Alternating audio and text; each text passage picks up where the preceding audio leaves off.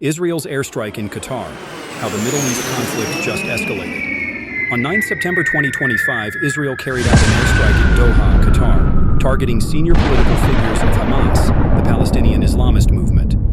The strike, part of Israel's expanded operations, has triggered sharp diplomatic backlash, especially from Qatar and the Arab world.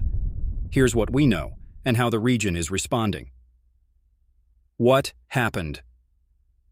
The strike was aimed at Hamas leadership meeting in Doha, allegedly to discuss a U.S.-backed ceasefire proposal. Some lower-ranking Hamas members were killed, including the son of senior Hamas leader Khalil al-Hayya, as well as a Qatari security officer.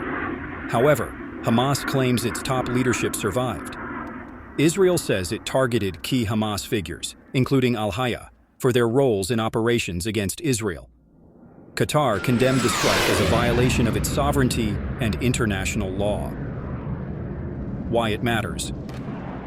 The airstrike comes at a precarious time, amidst ongoing ceasefire negotiations and hostage release efforts. It risks derailing mediation efforts. It also raises serious diplomatic tensions between Israel and Qatar, more broadly between Israel and other Gulf Arab countries. It puts into question U.S. influence or control in restraining its allies when regional sovereignty is at stake. Qatar's reaction-planned response. Qatar strongly condemned the strike, calling it cowardly, a breach of international law, and an act undermining its mediation role.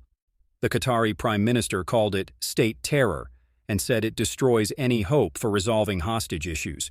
Doha is hosting an Arab Islamic emergency summit to rally broader regional solidarity and issue a unified condemnation of the strike. Qatar is also calling for legal and diplomatic actions to hold Israel accountable.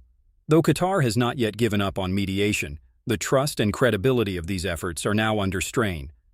Possible outcomes, what to watch. Whether the Arab Islamic summit yields concrete measures or just symbolic resolutions. Whether Qatar demands compensation, either material or political, or uses legal venues, UN international law, to press its case. How this affects ceasefire negotiations and hostage release workflows. Will Hamas, Israel, US, and mediators adjust their positions?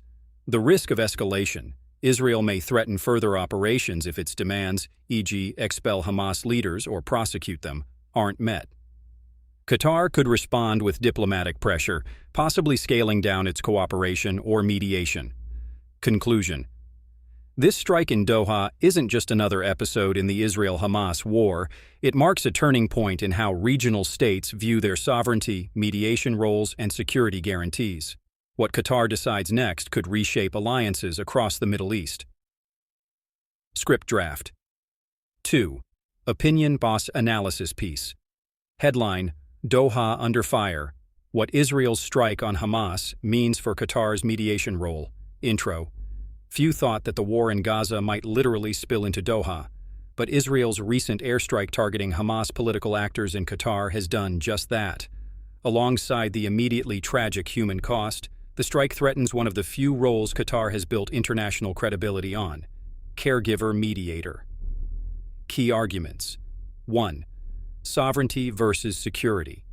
Qatar's sovereignty has been violated, in Qatar's view, by a foreign military strike on its soil. Any state demands accountability when such lines are crossed.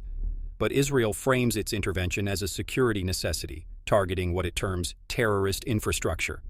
The tension is fundamental, one side prioritizing absolute sovereignty, the other arguing that traditional norms must yield to threats. 2. Mediation at risk. Qatar's role as intermediary between Israel and Hamas, between other GCC states and various regional actors, is now under intense pressure. If mediators are not safe, or their bases are VU,